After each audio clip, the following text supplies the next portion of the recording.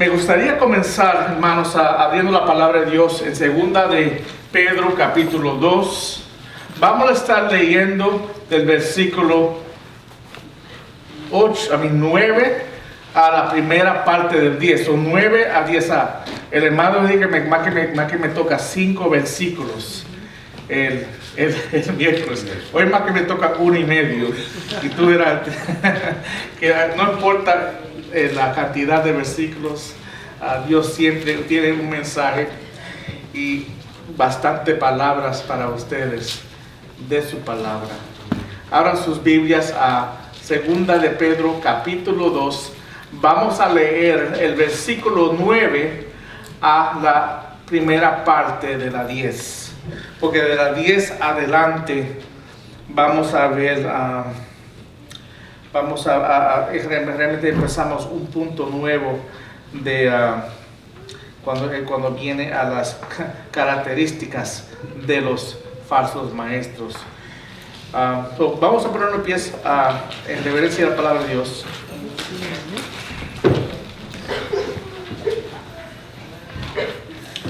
Amén. Amén. La palabra de Dios dice: porque el que carece de estas virtudes, perdóname. 9. Segunda de Pedro, de 9 a 10. El Señor entonces sabe rescatar de tentación a los piadosos y reservar a los injustos bajo castigo para el día del juicio, especialmente a los que andan tras la carne de sus deseos corrompidos y desprecian la autoridad. Amén. Padre Santo, Señor, gracias, Señor, por tu palabra. Y yo oro, Señor, y me humillo abajo de ti, Señor, sometido a las palabras que tú deseas que salgan de mi boca, Señor. Yo oro, Señor, que cada uno de nosotros ahora estemos sometidos humildemente a tu palabra, en obediencia a hacer lo que tú nos llamas a hacer.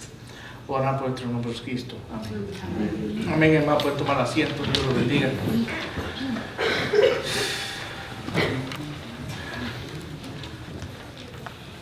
La enseñanza principal de la semana pasada, hermanos, fue que Dios es justo y destruirá a los falsos maestros en su tiempo. También vimos en los 3 ejemplos del verso 4 al 8 la semana pasada que Dios también asegura a los que son creyentes y los protegerá de las pruebas y del castigo que le espera a sus enemigos. Dije que en los 2 puntos en la semana pasada, y el primero siendo que Dios promete su justicia en el futuro. Nadie se escapará del juicio futuro de Dios. Y también vimos la semana pasada que Dios probó su justicia en el pasado. Y le di 3 ejemplos, la palabra nos dio 3 ejemplos bíblicos del Viejo Testamento comprobando esto. El primer ejemplo fue los ángeles caídos. El segundo ejemplo fue Noé en el diluvio. Y el tercer ejemplo fue Sodoma y Gomorra con Lot. El texto de hoy, en el 2 de Pedro 2, 9 a 10, Pedro llega a una conclusión de los versículos que comenzó del 4 al 8. Cuando abre aquí en el versículo 9 con las palabras entonces.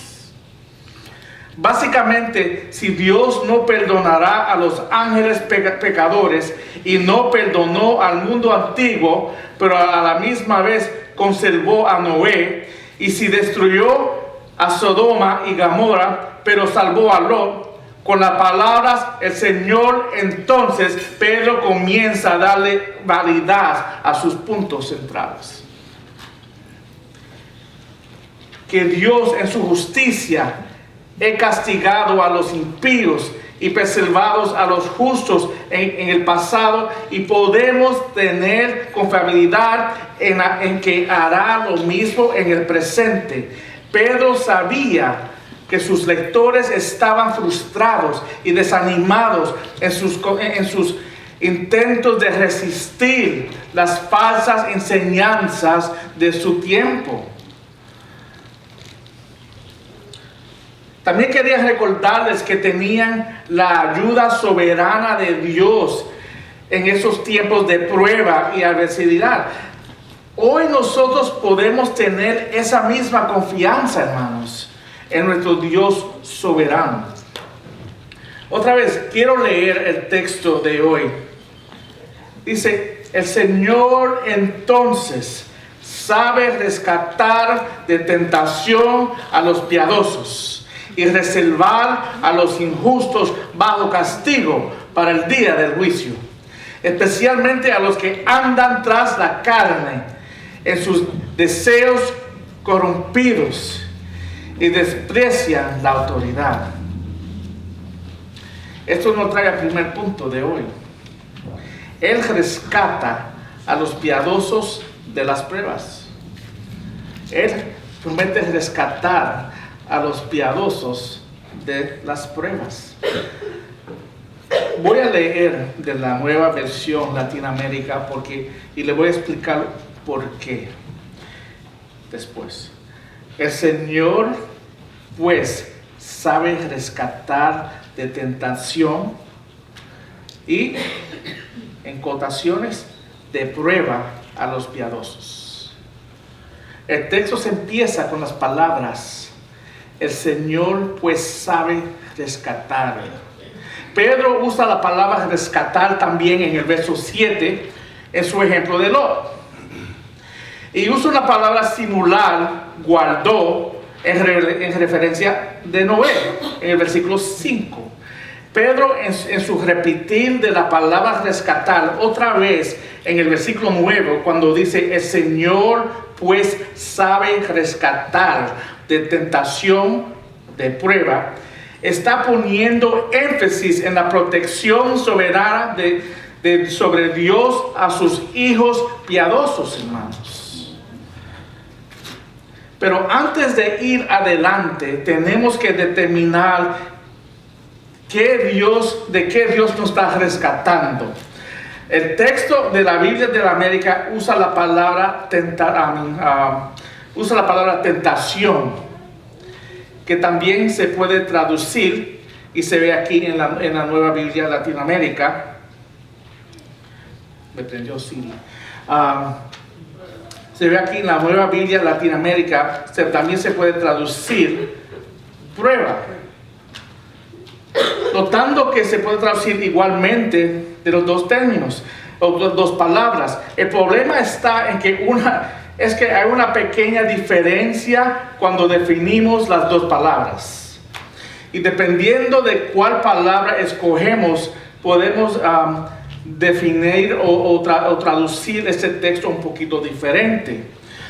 Tenemos que mirar las palabras en el contexto de lo que se escribió, entender primero lo que significan las palabras y después mirarlo en el contexto de donde se están presentando para ver cuál es la palabra que se debe estar usando ahí. Miremos primero la palabra tentación. La palabra significa la tentación o deseo interna de pecar. Miremos lo que dice Pablo en 1 Timoteo 6:9.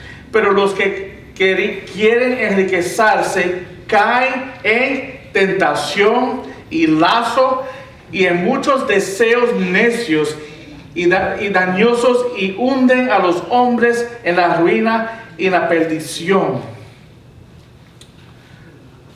También en Santiago 1:14, sino que cada uno es tentado cuando es llevado y seducido por su propia pasión. En la tentación vemos nuestros deseos internos de maldad que viene como resultado de nuestros corazones pecaminosos y necesitan ser crucificados, hermanos. La tentación viene dentro del hombre, de los deseos del hombre. Ahora miremos la palabra prueba, que es una aflicción externa que viene de afuera, no de adentro, como la tentación que leemos ahora. Mira lo que dice 1 Pedro 4:12. Amados, no se sorprendan del fuego de prueba que en medio de ustedes ha venido para probarlos, como si alguna cosa extraña les estuviera aconteciendo. Las pruebas son circunstancias, hermanos, externas, que Dios usa para madurar nuestra fe, como está leyendo el hermano, el hermano cuando leyó el texto más temprano, y desarrollar nuestra resistencia. Mirando el contexto del pasaje de hoy, desde el verso 3 hasta el 8, vemos que el enfoque no está en los deseos internos al pecado como en las tentaciones, sino que el enfoque está en las situaciones externas que son difíciles y que no nos pueden hacer pecar.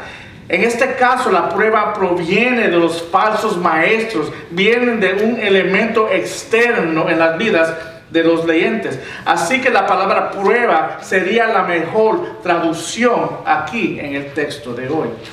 Dios aquí nos promete que protegernos cuando nos enfrentamos a las pruebas.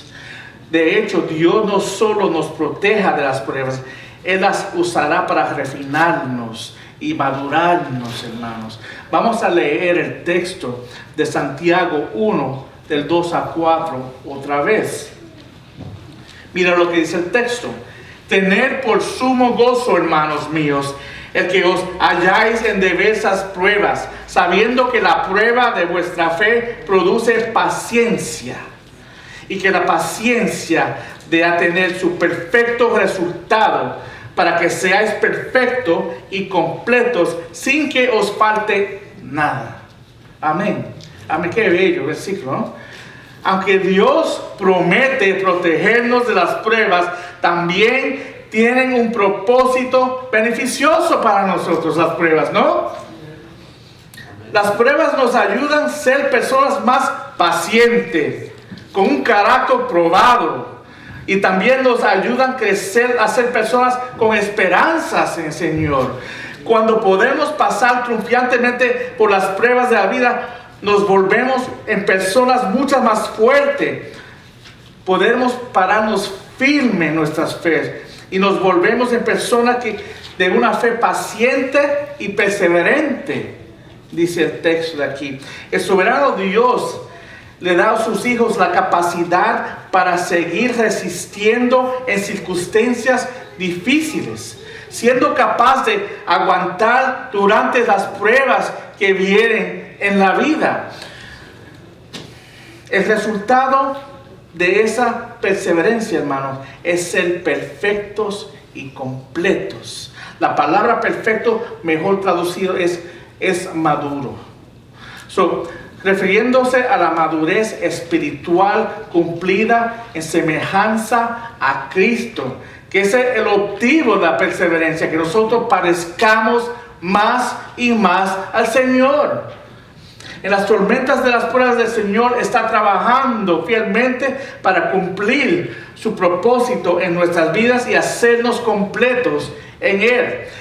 En 2 Pedro 9 también vemos que Dios nunca promete protegernos de enfrentar pruebas.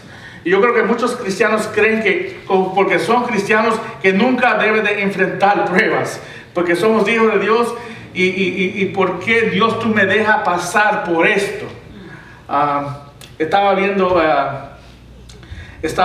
la funeraria de la esposa de Tony Evans el otro día, y estaba hablando el hijo de Louis Evans, que falleció, y él estaba hablando, y él decía que él le decía a Dios, ¿por qué? ¿Por qué tú te la llevas? Tú la puedes usarla a ella para revelar tu gloria a todos. Y otra vez, y él dijo, Dios me respondió que él sí le respondió. Porque, y las palabras que él usó fue otra vez, que ella, si vive, vive. Si muere, vive. Es que yo ya respondí. Y me pegó mucho porque Dios, a veces nosotros queremos que su respuesta sea de la manera que nosotros busquemos que sea su respuesta. Pero su respuesta, otra vez, es siempre para la gloria de Él. En la muerte física de uno, o si ella no muriera, Él será glorificado. Él es glorificado. Y nosotros otra vez tenemos que, cuando pasamos por las pruebas y estamos madurando y estamos perseverando y estamos creciendo en madurez, en perfección, podemos ver más claro y más claro y más claro la gloria de Dios. Y podemos ver otra vez el final mejor que antes. No estamos ya viviendo para la hora, estamos ahora viviendo para mañana, hermanos. Y sabiendo lo que estamos esperando, teniendo esa perseverancia en lo que viene en el futuro. Y eso es algo que en nosotros es revelado a través del refinamiento de tiempo en creciendo en Él. Uno no puede ser nacido de Dios y ser maduro un día, hermanos. Va a coger tu vida entera para llegar a la madurez. Otra vez, la palabra perfecto aquí no está hablando de perfección humana, está hablando de la madurez que viene en parecerla en Cristo más y más cada día. Amén. Poniendo esto en contexto humanos, Pedro quiere alentar a sus lectores a la misma vez exhortarles que el peligro más grande que en cualquier prueba es llevar uno a la apostasía.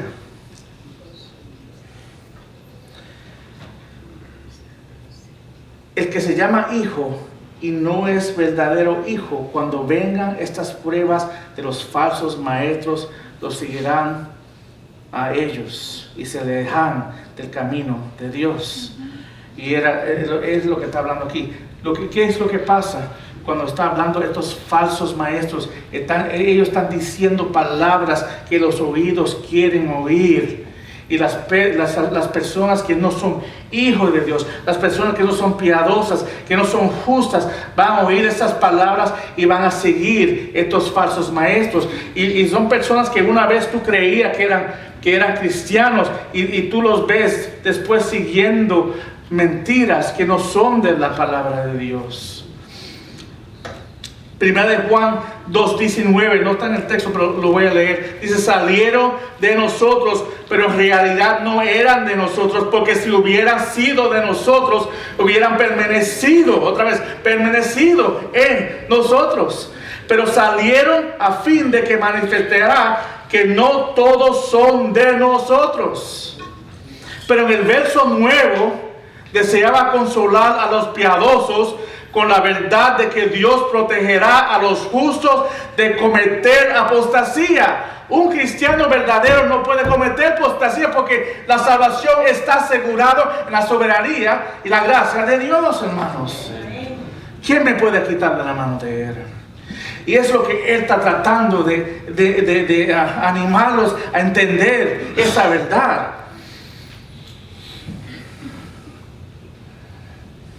Cuando todo está dicho y hecho, hermanos, Él nos dejará abandonado. Noah y Lot pasaron esta prueba con gran éxito. Cuando el polvo se asentó, solo ellos se pararon entre los burladores. Pedro quería enseñarles que Dios es fiel y promete proteger sus hijos cuando enfrenten tantas tentaciones.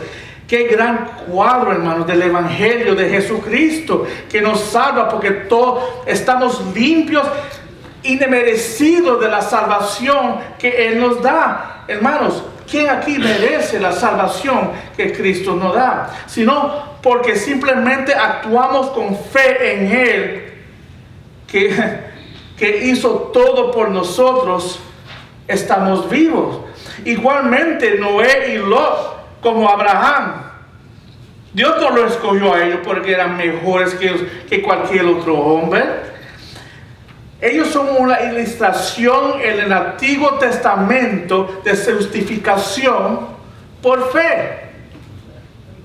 salvación siempre era a través de la justificación, a través de fe. La fe salva en el Viejo Testamento y la fe nos salva hoy. Es siempre y era siempre por fe. Me gusta como Pablo, hablando de él mismo, dice en Filipenses 3:9, y ser hallado en él, no teniendo mi propia justicia derivada de la ley, sino que es por la fe en Cristo, la justicia que procede de Dios sobre la base de la fe. Eso es lo que nosotros, eso es la realidad en nuestras vidas. Mi salvación y mi fe viene de Él, y solamente de Él.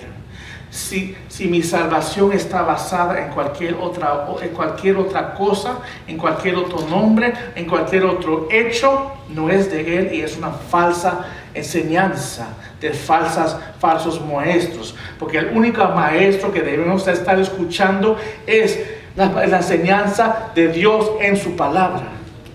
Y si estamos escuchando y practicando y haciendo cualquier otro hecho que no está en la palabra de Dios, estamos siguiendo falsos maestros, hermanos.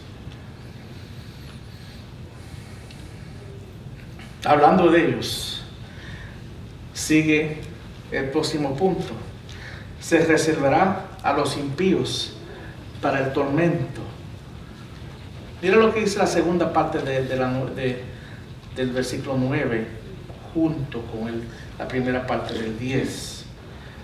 Y voy a estar leyendo de la Nueva Biblia Latinoamérica. Dice, y reservar a los injustos bajo castigo para el día del juicio. Él sabe cómo reservar y guardar los hijos piadosos de Él. Y también Él sabe reservar a los injustos bajo el castigo para el día del juicio. Y especialmente a los que andan tras la carne en sus deseos corrompidos y desprecian la autoridad. Tú ves que ahora empieza a usar palabras más fuertes. Y vamos a ver palabras más fuertes en las semanas que vienen sobre los falsos maestros. Dios odia los falsos maestros, hermanos. Dios odia el pecado.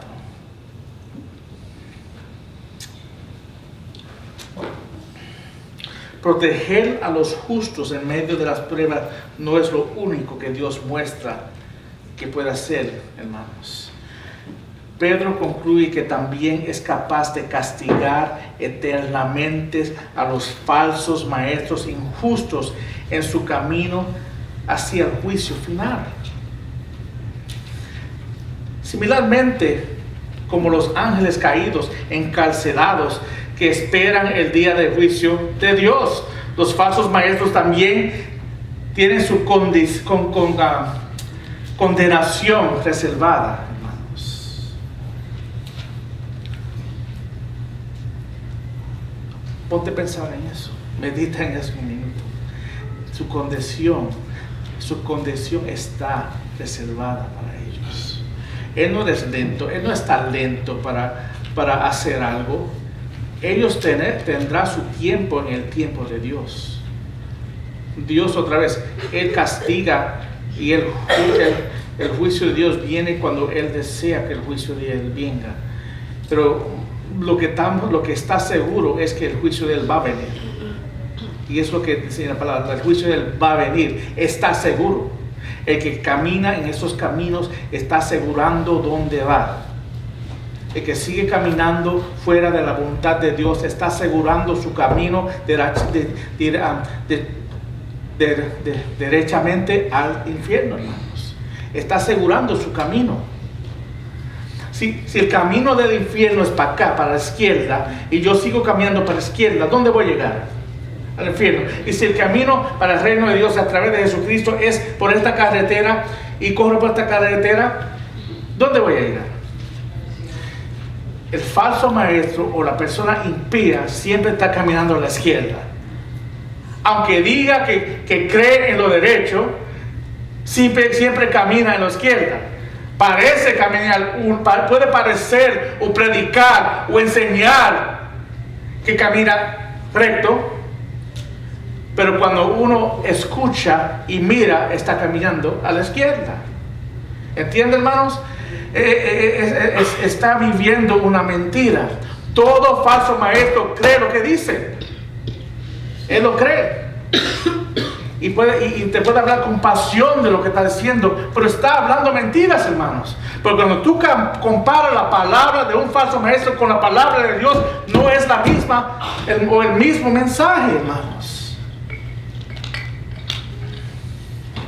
¿Y por qué? Porque ellos realmente no son hijos de Dios. Ellos tienen un mensaje inventado de hombre que no es de Dios. Creen que conocen a Dios, son religiosos como los fariseos, pero no son verdaderos hijos de Dios. Amén. Mira lo que dice el versículo 10. Especialmente a los que andan tras la carne en sus deseos corrompidos y desprecian la autoridad.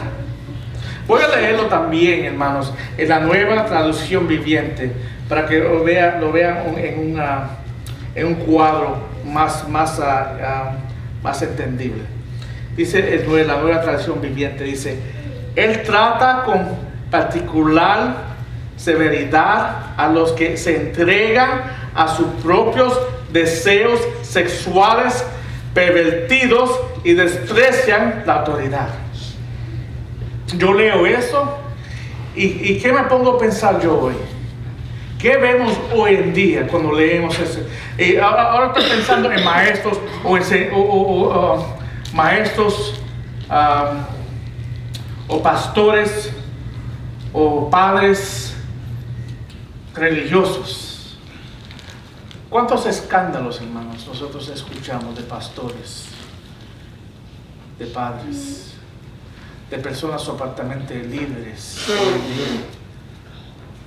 ¿Cuántos matrimonios se han rompido en familiares pastorales? Yo leí esta mañana de un pastor de 60 años que embarazó una niña de 19 años de su iglesia y sigue pastoreando la iglesia como nada. Hermanos, vivimos en tiempos serios, hermanos. Una persona que puede seguir eso sabiendo que la palabra de Dios prohíbe eso, lo está siguiendo derechamente a la izquierda, al infierno. Porque la persona que no es hijo de Dios va a caminar como Él es. Y Él va a practicar los deseos de su carne.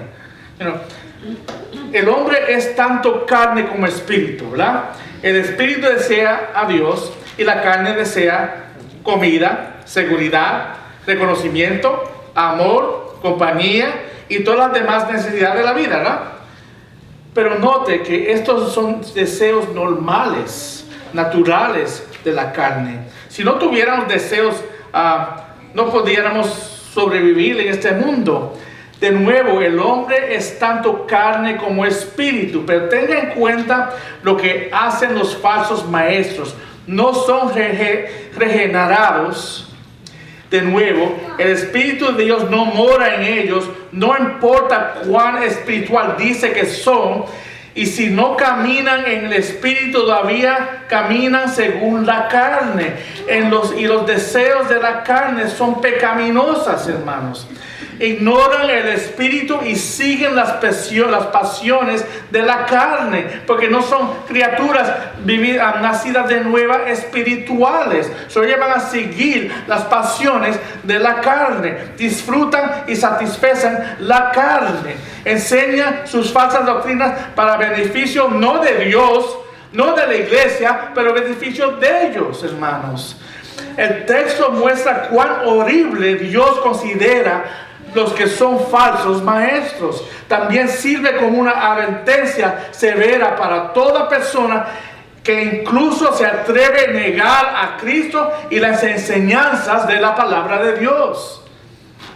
Filipenses 3, 18 a 19, hermanos, lee así: porque muchos andan, como os he dicho muchas veces, y ahora los digo aún llorando, que son enemigos de la cruz de Cristo.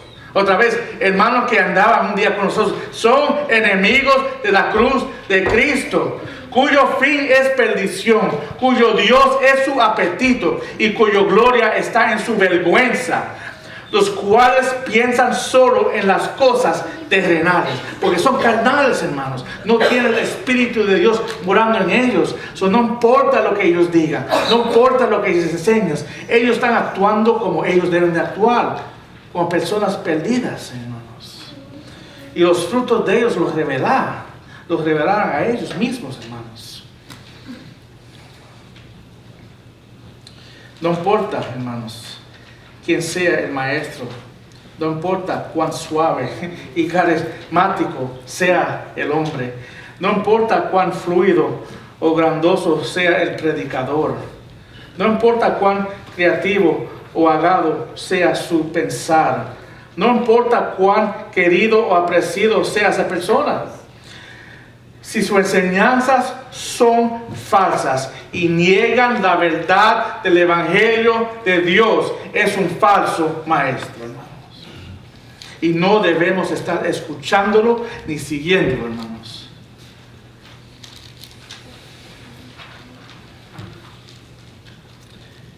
Quiero concluir con estas palabras, hermanos.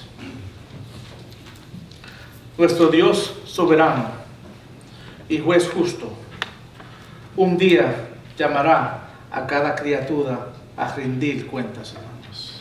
Y en eso podemos contar.